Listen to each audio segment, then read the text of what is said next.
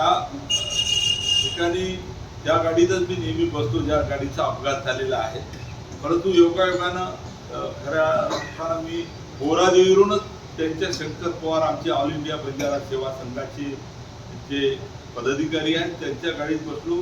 त्याच्यामध्ये उमेश जाधव सुद्धा माजी खासदार होते आणि त्यांच्यासोबत चर्चा करत आम्ही निघालो होतो. कॅनवा आमचा मागे होता.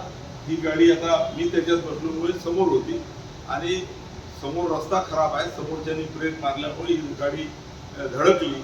पण त्याच्यामध्ये ताबडतोब मी माहिती घेतली की कुणालाही इजा झाली नाही, गंभीर इजा झाली नाही, गाडीचं नुकसान झालेलं आहे.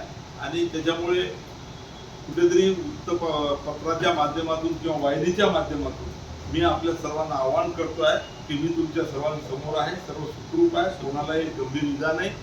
उद्याच्या कार्यक्रमाला सर्वजणांनी याची काळजी न करता उपस्थित राहावं असं आपल्या सर्वांच्या माध्यमातून समाज बांधवाला आणि जनतेला आपण या ठिकाणी निवेदन करावं असं मला या ठिकाणी वाटतं.